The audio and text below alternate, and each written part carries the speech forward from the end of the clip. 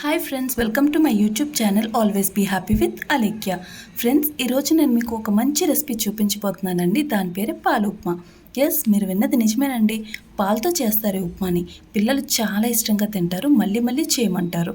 మరి ఈ రెసిపీ ఎలా చేయాలో చూసేద్దామా? మరి ముందుగా స్టవ్ వెలిగించి ప్యాన్ పెట్టి, ప్యాన్ హీట్ ఎక్కిన తర్వాత గోధుమ నూక వేసి బాగా వేపండి.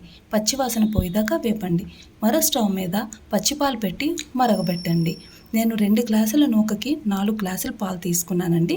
మరో పక్క ఉల్లిపాయలు, పచ్చిమిరపకాయలు, అల్లం వెల్లుల్లి కట్ చేసి పెట్టుకోండి. ఇప్పుడు అదే ప్యాన్లో నూనె వేసి పోపు దినుసులు వేసి పోపులు వేగిన తర్వాత కట్ చేసి పెట్టుకున్న ఉల్లిపాయలు, అల్లం వెల్లుల్లి, పచ్చిమిరపకాయలు వేసి బాగా వేపండి. ఉప్పు మాత్రం అస్సలు వేయొద్దే, ఉప్పు వేస్తే పాలు విరిగిపోతాయి.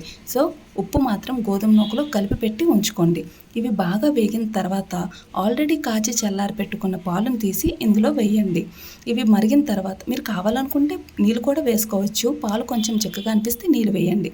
ఇవి మరిగిన తర్వాత ఆల్రెడీ వేపు పెట్టుకున్న గోధుమ నూకను తీసి ఉండలు లేకుండా కలపండి. ఉండలు మాత్రం అస్సలు ఉండకూడదు. అలా నెమ్మదిగా కొంచెంగా వేసి కలుపుతూ ఉండండి. అలా దగ్గర పడిన తర్వాత మీకు నూక ఆటోమేటిక్గా అదే ఉడుకుతుంది. అలా కలుపుతూ ఉండండి. అంతే, మీ యమ్మీ ఉప్మా రెడీ అయిపోయినట్టే. మీరు జీడిపప్పుతో గార్నిష్ చేసుకోవచ్చు, కావాలనుకుంటే వేరుశనగ పప్పుతో గార్నిష్ చేసుకోవచ్చు. లాస్ట్లో మాత్రం నెయ్యి మాత్రం వేసుకోండి, దాని ఫ్లేవరే వేరండి. అలాగే ఈ వీడియో చూసిన వాళ్ళు లైక్ చేయండి, షేర్ చేయండి, సబ్స్క్రైబ్ చేయండి.